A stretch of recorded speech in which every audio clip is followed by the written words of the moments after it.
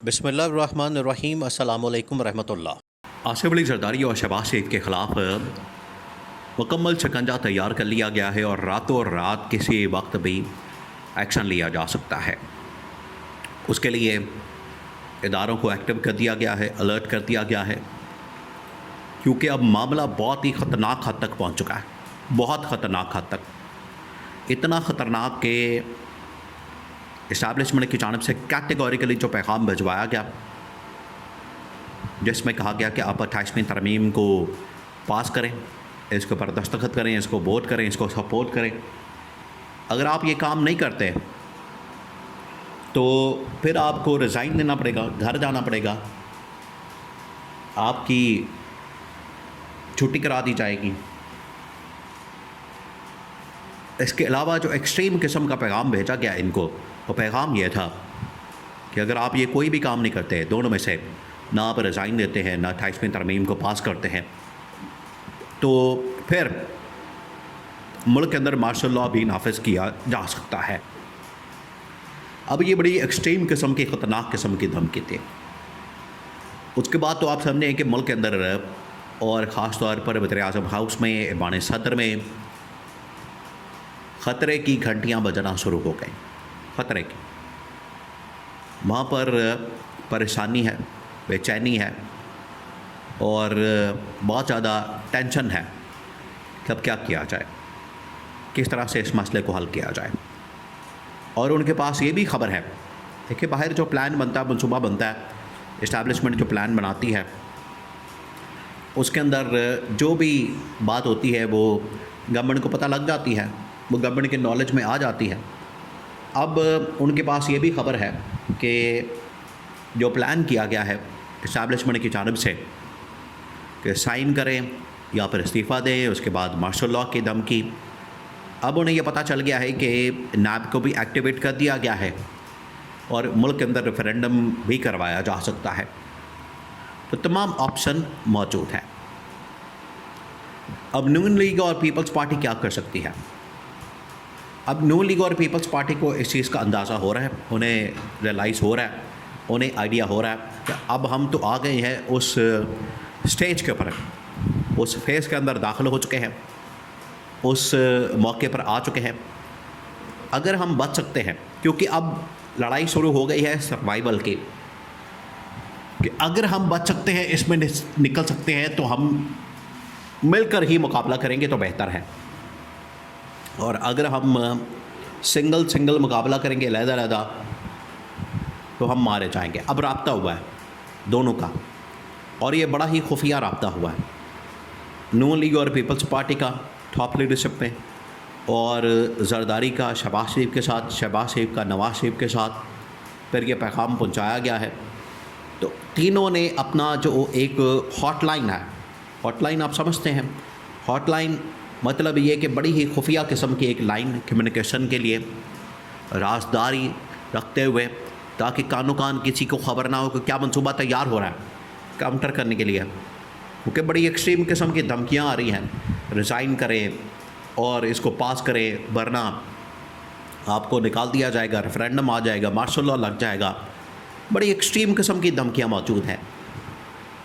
ऐसे में फिर नून लीग पीपल्स पार्टी चैन से तो नहीं बैठेंगे, आखिरकार वो भी रिएक्शन देंगे, उनकी जानिब से रद्द-ए-अमल आएगा।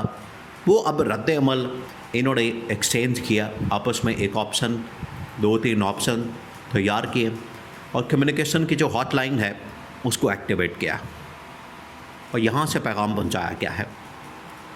नून लीग और पीपल्स पार्टी इन्होंने डिसाइड किया है कि वक्ती तौर पर चुप कर जाए और चुप करके इसको पहले फेस करें, इंटेलिजेंस इन्फॉर्मेशन अपने पास रखें और अपना प्लान तैयार करें, प्लान के ऊपर काम करें। जिस तरीके से बड़ा ही खुफिया अंदाज में ड्राफ्ट तैयार किया जा रहा है, धमकियाँ दी जा रही हैं गवर्नमेंट से निकालने की, रेफरेंडम करवाने की, नैब के केसेस की, ये तमाम चीज़ें। नून लीग पीपल्स पार्टी ने कहा है कि हमें भी प्लान करना है खुफिया अंदाज में, छुप के, और ये अब हम अपना प्लान वक्त आने पर सामने रखेंगे। तब क्या सूरत हाल बनेगी वो भी आपने समझना।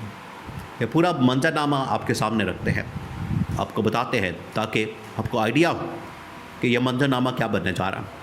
जो 2-3 ऑप्शन नून लीग पीपल्स पार्टी ने एग्री किया है, एक तो उन्होंने इत्तेफाक किया इस बात के ऊपर कि अब हम एक हो जाए और एक होकर इसका मुकाबला करें, इसको काउंटर करें, वरना हमें ये माशाल्लाह का, हमें माजूली का, बरतरफी का, रेजिग्नेशन का सामना करना पड़ सकता है।